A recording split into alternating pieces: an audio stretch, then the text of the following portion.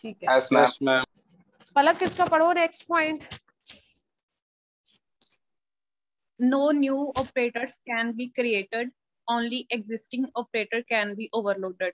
इसका मतलब है कि जो ऑलरेडी ऑपरेटर बने हुए हैं like plus minus equal to not equal to greater than less than, मतलब जो आपने जितने ऑपरेटर्स आपने सी में पढ़े सिर्फ और सिर्फ हम उसमें से जितने ओवरलोडेड हो सकते हैं सिर्फ उनको ओवरलोड करेंगे।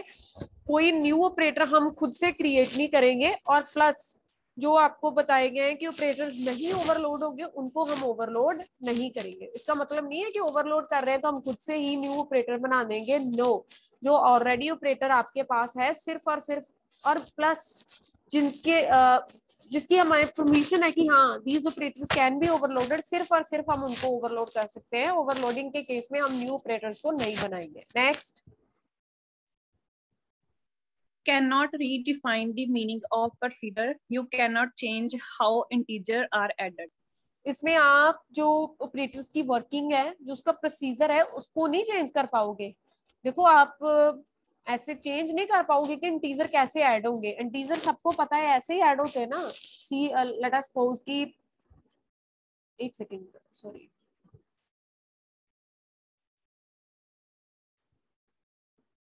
नॉर्मल हमें पता है कि कोई भी ऑपरेटर है लाइक मैंने दो वेरिएबल डिक्लेयर किए int A comma B comma C, तीन मैंने वेरिएबल डिक्लेयर किए। उसमें मैं चाहती हूँ C is equal to A plus B. तो इस ऐसे नहीं है कि अब हम प्लस को ओवरलोड कर रहे हैं तो मैं उसकी डेफिनेशन ही बदल दूंगी। जैसे इंटीजर ऐड होते हैं वैसे ही इंटीजर ऐड होंगे। ऐसा नहीं है कि हम पहले यहाँ पे प्लस कर देंगे कि C plus A equal to B. क्या ऐसे पॉसिबल हो सकता है? C plus A equal to B ऐसे एडिशन हो सकती है दो की और तीसरे में रिजल्ट जाए? No ma'am. नो। उसने बोला है कि ओवरलोड करने का मतलब ऐसा नहीं है कि आप उसका मतलब ही बदल दोगे। तो ओवरलोडिंग में हमारे पास कुछ रिस्ट्रिक्शंस हैं। अभी मैंने आपको दिखाया कि कैसे प्रेसिडेंस और एसोसिएटिविटी क्या चीज है। उसमें लेवल्स होता है, हायरार्की होती है कि कौन सा ऑपरेटर सीनियर है, कौन सा मिडिल पे है, कौन सा जूनियर पे। अगर तीनों लेवल्स के ऑपरेटर साथ में एक ही एक्सप्रेशन में आ रहे हैं तो सबसे पहले जो सबसे सीनियर ऑपरेटर है उसको एग्जीक्यूट करो, फिर मिडल वाले को, और जिसका लोएस्ट प्रायोरिटी उसको एट द एंड आप उसको एग्जीक्यूट करोगे। ठीक है। उसके बाद उसने कहा है कि हम उसके ऑपरेंड्स को चेंज नहीं कर सकते। ओवरलोड कर रहे हैं तो इसका मतलब ऐसे नहीं है कि हम बोल देंगे कि यूनरी में दो ऑपरेंड्स हैं, यूनरी में एक ऑपरेंड है तो एक ही रहेगा, बाइनरी में दो ऑपरेंड्स हैं तो दो ही रहेंगे, टर्नरी में तीन ऑपरेंड्स हैं तो तीन ही रहेंगे। ठीक है। उसके बाद है कि इसमें हम सिर्फ पुराने ऑपरेटर्स वो भी जो हमें अलाउड है ओवरलोड करने के सिर्फ हम उनको ओवरलोड कर सकते हैं। ऐसा नहीं कि हम ओवरलोड करना है तो हम खुद से न्यू ऑपरेटर्स ही डिजाइन कर लेंगे, दैट इज नॉट पॉसिबल। और एट द एंड की हम किसी भी ऑपरेटर की वर्किंग को अपनी मर्जी से चेंज नहीं कर सकते। Is that clear to everyone? किसी को किसी भी पॉइंट में कोई प्रॉब्लम है तो बोलो, फिर हम प्रोग्राम स्टार्ट करें। मैम इसमें जो प्री डिफाइंड ऑपरेटर्स होंगे सारे वही ओवरलोड हो पाएंगे, बाकी यूजर डिफाइंड नहीं?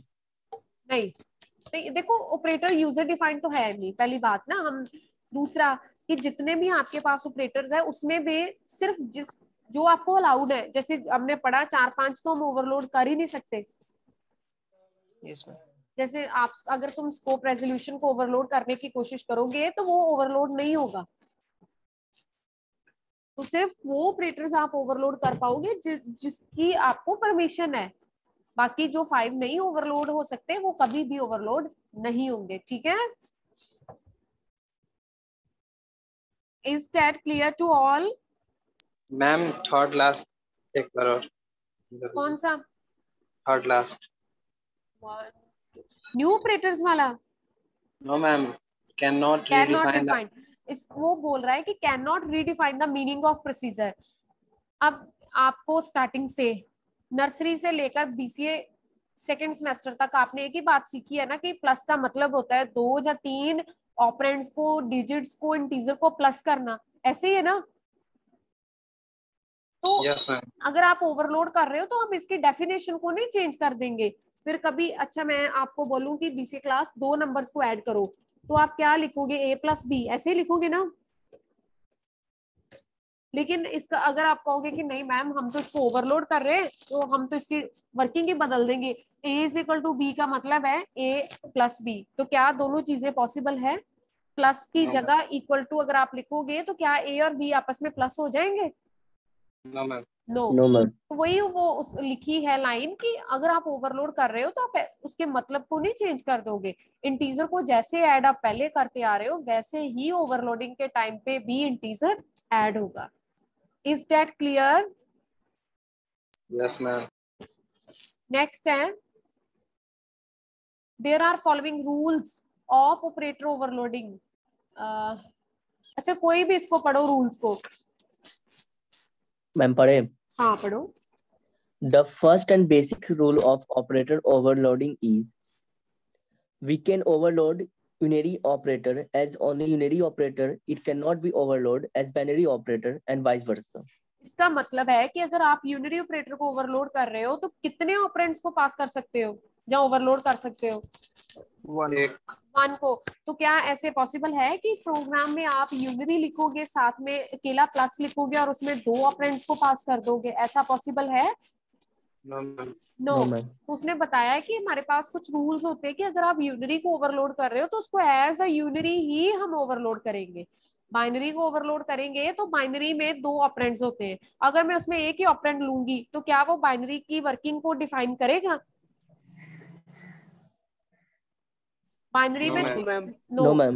तो आपने वो ध्यान रखना है कि जो ऑपरेटर आप यूज कर रहे हो ऑपरेंड्स भी उसके अकॉर्डिंग ही आप डिफाइन करोगे, ठीक है? बाइनरी को हम यूनरी नहीं बना सकते, यूनरी को हम बाइनरी नहीं बना सकते। Next. We cannot overload those operators that are not a part of C++ language like dollar. अब देखो जो ऑपरेटर आपने सी में पढ़े नहीं, डॉलर और कोई ऑपरेटर था सी में? No ma'am. तो देखो बेसिकली हम सी प्लस प्लस में कौन से ऑपरेटर ओवरलोड कर रहे हैं जो हमें ऑलरेडी बने बनाए सी में मिले हैं, वैसे ही ना?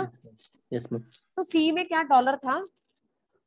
No ma'am. तो क्या आप इसको सी प्लस प्लस में ओवरलोड कर सकते हो?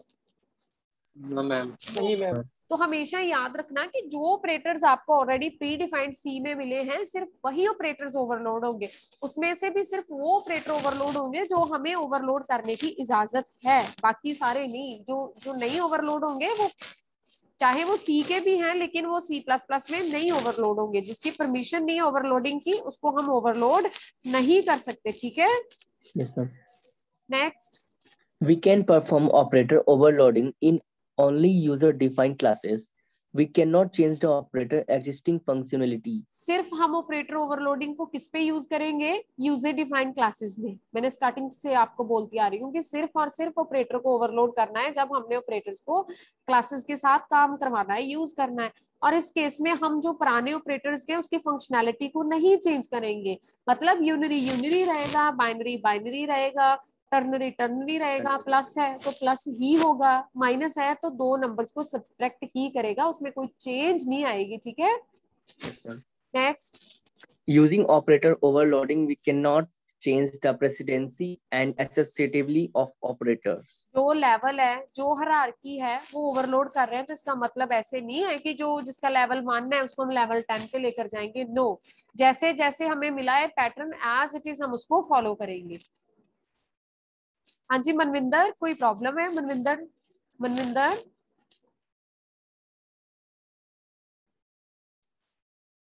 हाँ जी नेक्स्ट पढ़ो।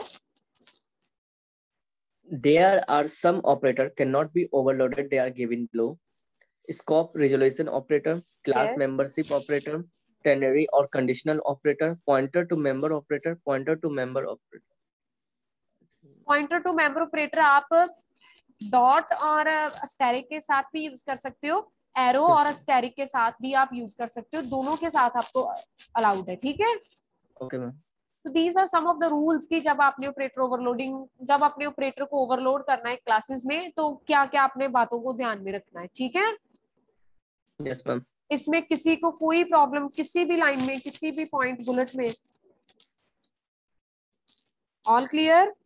Yes ma'am clear. अब जो मेन काम है, हमने ओवरलोड करने यूनरी और binary operator. considered to overload unary operator. In unary operator function, no argument should be passed. It works only the one class object. It is the overloading of an operator operating on a single operand. दो operators को हम use करेंगे, overload करेंगे operators को, और इसमें कोई argument हम पास नहीं करेंगे, बिकॉज इसमें कुछ रिटर्न नहीं करना, कुछ भी पास नहीं करना, एक ही क्लास के ऑब्जेक्ट के साथ काम करेगा। बिकॉज यूनरी है तो यूनरी में कितने ऑपरेंड्स होते हैं? एक ही। तो क्लास का भी एक ही ऑब्जेक्ट होगा क्लास का, क्योंकि ऑपरेंड एक है तो ऑब्जेक्ट भी उसके कॉरेस्पॉन्डिंग एक ही होगा। Yes ma'am. तो इसको सिंगल ऑपरेंड पे ही हम ओवरलोड करेंगे। ठीक है, अब हम प्रोग्राम करेंगे यूनरी ऑपरेटर ओवरलोडिंग का। आप उसमें देखोगे कि एक ही हम ऑपरेंड यूज करेंगे और एक ही हम क्लास का ऑब्जेक्ट लेंगे। ऐसे होते हैं ना यूनरी में, क्या होता है जहां तो आप pre, this is post increment. Post increment का मतलब है कि ऑपरेंड पहले है और ऑपरेटर्स बाद में है, ऐसे ही है ना। ए आपके पास क्या है, ऑपरेंड और ऑपरेटर?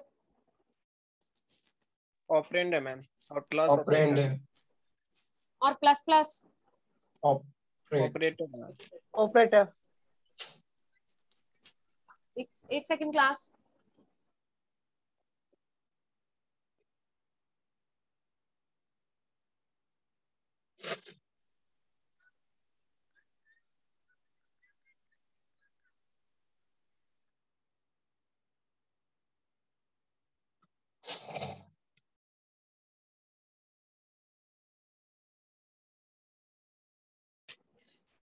BCA class, आपको write a program to show the working of unary operator. UNAR, unary operator. Hash include iostream.h.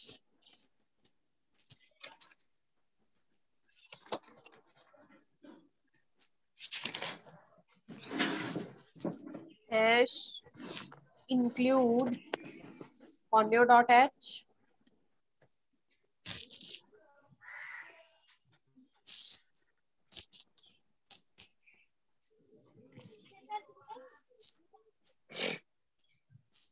Class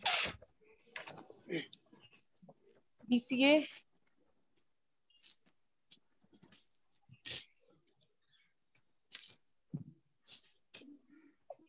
public access specifier,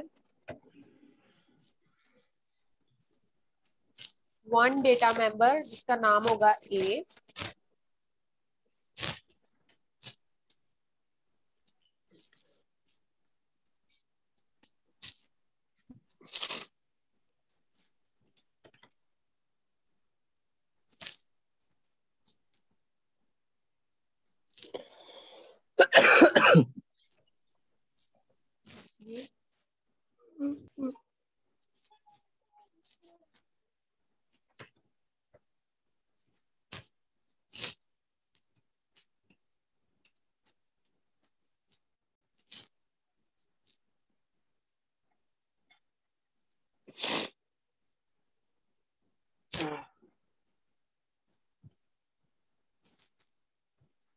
सबने लिख लिया इतना?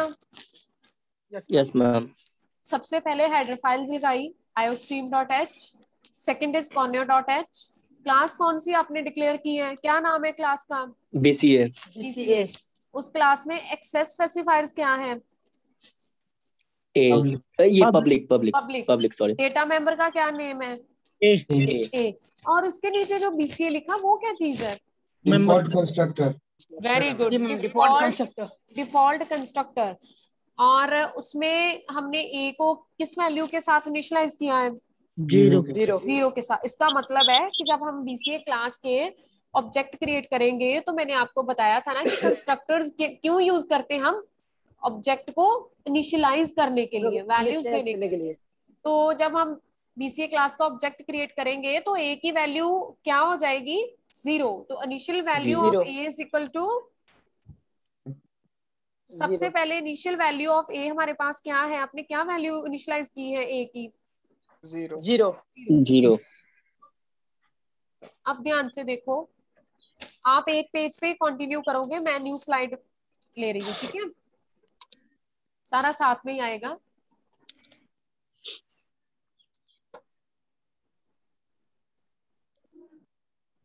अब हमने ऑपरेटर को ओवरलोड करना है, ठीक है, उसको कैसे लिखते हैं? रिटर्न टाइप हमने क्या लिखी? वॉइड। उसके बाद क्या था हमारे पास?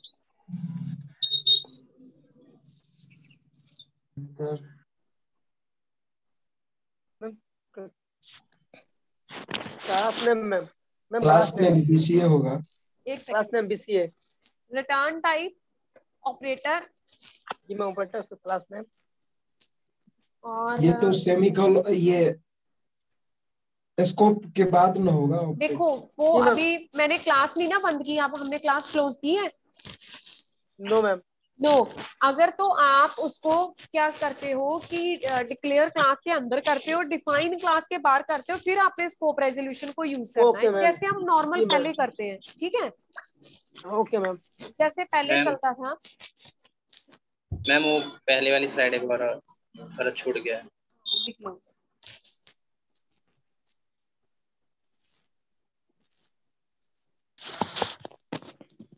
इसको लिखो, एक सेकंड। Yes ma'am. अब क्या है कि अगर तो आप इसको डिक्लेयर क्लास के अंदर और डिफाइन क्लास के बाहर करोगे, जैसे नॉर्मल हम नॉर्मल मेंबर फंक्शन करते हैं कि अगर डिक्लेरेशन इनसाइड द क्लास और अपने क्लास के बाहर डिफाइन करना है, तो फिर हम स्कोप रेजोल्यूशन ऑपरेटर यूज करते हैं। इस केस में भी वैसा ही है, अगर आप इसको डिक्लेयर क्लास में करोगे और डिफाइन क्लास के बाहर करोगे, तो हम किसको यूज करेंगे? स्कोप रेजोल्यूशन ऑपरेटर को, ठीक है। लेकिन फिलहाल अब हमने क्लास को बंद नहीं किया, हम इसको क्लास में ही डिक्लेयर करेंगे और क्लास में ही डिफाइन कर रहे हैं, ठीक है। डिफाइन करेंगे। तो सिंपल इसका सिंटेक्स होगा रिटर्न टाइप, जो मैंने लिखी वॉइड, ऑपरेटर कीवर्ड है, तो ऑपरेटर को आप ऑपरेटर ऐसे ही लिखोगे। उसके बाद जिस ऑपरेटर को आपने ओवरलोड करना है, मैं किसको कर रही हूँ? इंक्रीमेंट को, ठीक है। इंक्रीमेंट। उसके बाद ब्रैकेट्स, करली ब्रैकेट, करली ब्रैकेट के बाद हमारे वेरिएबल का क्या नाम था? जो डाटा मेंबर हमने पास किया है, मैम ए। एक सेकंड, हाँ,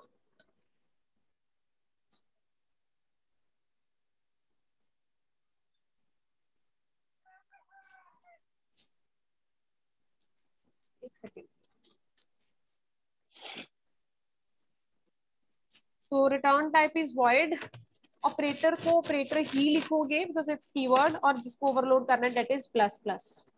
उसके बाद हमारा जो वेरिएबल था उसका नाम डेटा मेंबर है ए, तो हम उसको अब क्या करेंगे? इंक्रीमेंट कर देंगे, ठीक है। ए प्लस प्लस ए प्लस प्लस हो गया, सिंपल।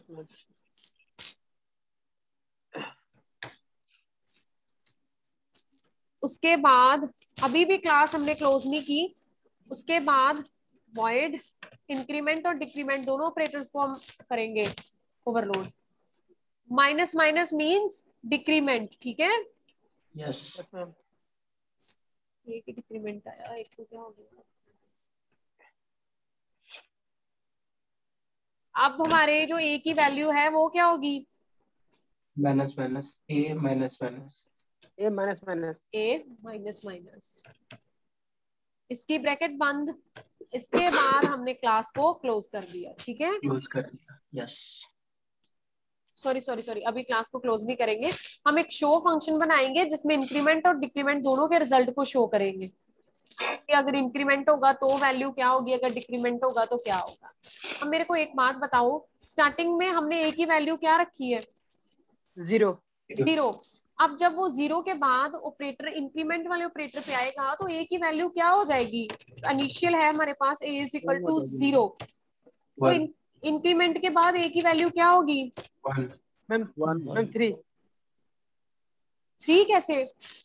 ओ नो मैम 1। प्लस प्लस का मतलब होता है उसमें एक प्लस करना, ए की वैल्यू plus 0 है, 0 प्लस 1 इज इक्वल टू 1। तो ए की वैल्यू क्या होगी हमारी इंक्रीमेंट में? 1। 1। अब डिक्रीमेंट में आओ, डिक्रीमेंट से पहले हमने इंक्रीमेंट चलाया है, तो इंक्रीमेंट में हमारे पास ए की वैल्यू क्या थी? 1, ठीक है। अब डिक्रीमेंट में ए इज इक्वल टू क्या होगा? 0 हो जाएगी। Ma'am zero. जीरो हो जाएगा। जीरो हो जाएगा। तो हम शो फंक्शन यूज करेंगे जो सबसे पहले ए की वैल्यू 1 शो करवाएगा इंक्रीमेंट में, और उसके बाद ए की वैल्यू 0 शो करवाएगा डिक्रीमेंट में। ठीक है, डिक्रीमेंट में। Yes ma'am. चलो आप लिखो वॉइड फंक्शन, कोई भी नाम रख लो, शो रखना है शो रख लो, डिस्प्ले करना है डिस्प्ले कर लो। डिक्रीमेंट में जो लेगा वो तो लेगा, इंक्रीमेंट का वो लेगा ना। हाँ, इंक्रीमेंट में ए था, अब 1 देखो, जब हाँ तो इंक्रीमेंट होता वही है तो लिया ना जो पहले था, वो जो इनिशियलाइज किए हुए थे जीरो, वो नहीं लेके जो नहीं नहीं नहीं इंक्रीमेंट हुआ नहीं, है, उसका लिया हुआ है ना हाँ डिक्रीमेंट। जीरो हम जो ए इज इक्वल टू 0 थी उसको हम इंक्रीमेंट में लेकर आए। ठीक है ना, पहले यस। तो ए इज इक्वल टू 0, इंक्रीमेंट भी हमेशा 1 से होता है और डिक्रीमेंट भी हमेशा 1 से होता है। 1 से ही होता है। इनिशियल वैल्यू हमारे ए की 0 थी, 0 प्लस 1 इज इक्वल टू क्या हो गया, 1। 1, ये तो तो ए की इंक्रीमेंट में वैल्यू हो गया, 1 है। समझ गए। इंक्रीमेंट के लेकिन बाद हम ये डिक्रीमेंट में आए, डिक्रीमेंट में ए की वैल्यू 1 है, लेकिन डिक्रीमेंट भी हमेशा 1 से ही होता है, तो 1 में से 1 माइनस हो गया तो वैल्यू क्या रह गई, 0। 0। ठीक है, यस मैम। अब हम शो फंक्शन यूज करेंगे। अच्छा एक बात मेरी अच्छे से सुन लो, अगर किसी को इस प्रोग्राम को रन करोगे और उसके बाद आपको कोई प्रॉब्लम आए तो एक चेंज करके देख लेना, प्लस प्लस ए कर लेना, अभी लिख लो। अगर आपको ए प्लस प्लस से कोई प्रॉब्लम आएगी ना, कोई एरर शो करेगा तो इसको प्लस प्लस ए कर लेना। ठीक है, जब माइनस माइनस ए करना, पहले टाइप करके देख लेना, अगर तो ऐसे चलेगा ठीक है, अगर कोई प्रॉब्लम देगा तो पोस्ट से इसको प्री में कन्वर्ट कर देना। ठीक है, ओके मैम। उसके बाद वॉइड शो में सिंपल हमने मैसेज ही प्रिंट करवाना है, सी आउट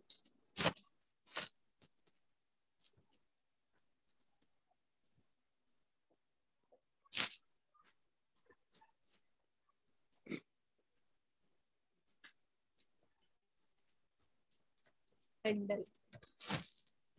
अब सी आउट वाली वॉइड शो की ब्रैकेट बंद, अब हमने क्लास को क्लोज किया।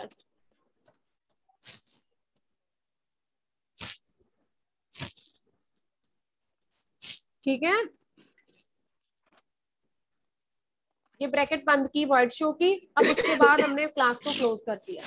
अब इसका मतलब पहले हमने एक क्लास बनाई बीसीए, उसमें एक कंस्ट्रक्टर किया कॉल, उसमें एक वेरिएबल को इनिशियलाइज किया 0 के साथ, फिर उसी को इंक्रीमेंट किया और उसी की वैल्यू को डिक्रीमेंट किया, फिर हमने एक शो फंक्शन कॉल किया जिस जो हमें इंक्रीमेंट और डिक्रीमेंट दोनों की वैल्यू को शो करवाएगा, फिर हमने क्लास को बंद कर दिया। किसी को कोई प्रॉब्लम?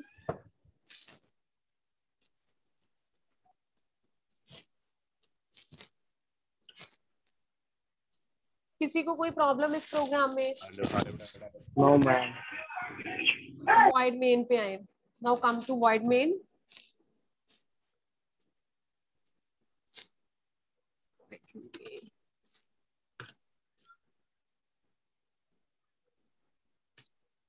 क्लास का क्या नाम है? बीसीए। बीसीए। बीसीए। उसको ऑब्जेक्ट बना दिया B CLRSCR, clear screen.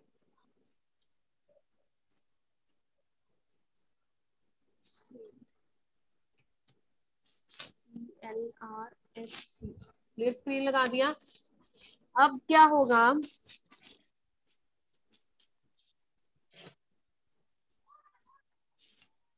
B plus plus एक ही देखो एक ऑपरेंड है तो डेफिनेटली ऑब्जेक्ट भी कितने होंगे, एक ही होगा। ठीक है, तो पहले हम उसके इंक्रीमेंट वाले को कॉल करेंगे बी प्लस प्लस, कॉल करने के बाद हम उसको शो करवा देंगे। पहले बी प्लस प्लस को कॉल करो, फिर बी प्लस प्लस को कॉल किया और नीचे ही बी डॉट शो कर दिया। अब इस केस में पहले इसको लिख लो, फिर हम कॉल करेंगे बी माइनस माइनस, फिर हमने कर दिया बी डॉट शो। मैम ये प्रोग्राम साथ ही में है ना यूनिरी ऑपरेटर का सारा साथ? हाँ, सारा ऑपरेटर ओवरलोडिंग का ही है, वो तो थोड़ी स्पेस का इश्यू था इसीलिए मैंने 3 स्लाइड्स पे किया है। आप साथ में एक ही पेज पे कंटिन्यू करोगे सारा। Get ch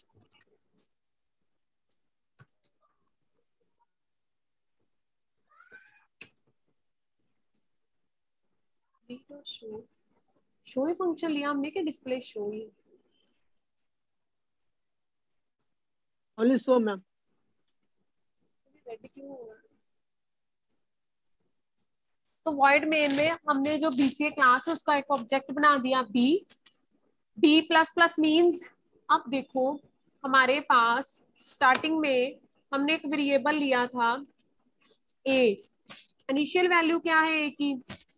0। 0। तो सबसे पहले A की वैल्यू 0 होगी। अब जब B plus plus, B is the object of BCA class, तो वो जब अपनी क्लास ma'am. में जाएगा BCA में तो वो देखेगा कि वहां पे एक ऑब्जेक्ट है जिसका नाम है A, सॉरी एक डेटा मेंबर है जिसका नाम है A और उसकी वैल्यू 0 है। अब प्लस प्लस में हमने इंक्रीमेंट ऑपरेटर को कॉल किया है, तो A की वैल्यू 0 है, लेकिन जब वो A इंक्रीमेंट होगा तो हमेशा 1 से इंक्रीमेंट होता है, तो 0 + 1 इज इक्वल टू 1 हो जाएगा। एक सेकंड पीछे चला गया। A is equal to 0। अब इंक्रीमेंट जब चलेगा तो A इज इक्वल टू 1 हो जाएगा। 0 + 1 इज इक्वल टू 1। तो B डॉट शो में A इज इक्वल टू क्या आउटपुट आएगी? 1 मैम। इंक्रीमेंट के बाद जब तुम B डॉट शो को कॉल करोगे तो क्या आउटपुट आएगी? मैम 1। 1। ठीक है, तो A की आउटपुट क्या आ गई? 1। 1। अब हम B माइनस माइनस में चले गए। अब लेटेस्ट हमारे पास A की वैल्यू क्या है? A is equal to 0 ma'am, यहाँ 0 आ जाएगी। अभी प्रेजेंटली मेरे पास एक, अभी मैंने डिक्रीमेंट नहीं किया, उससे पहले तो मेरे पास क्या वैल्यू है? मैम 1। 1। अब 1 Yes, है, ma'am. अब मैंने डिक्रीमेंट करना है ना उसको, अभी किया नहीं फिलहाल। A is equal to 1। 1 तो वैल्यू है, हमेशा प्लस भी 1 से होता है और माइनस भी 1 से होता है, तो 1 - 1 इज इक्वल टू 0। अब डिक्रीमेंट के बाद जब आप B डॉट शो को कॉल करोगे तो A की क्या वैल्यू आएगी? 0। किसी को कोई प्रॉब्लम हो प्रोग्राम में तो अभी बोलो। No ma'am. So this is no the ma'am, clear.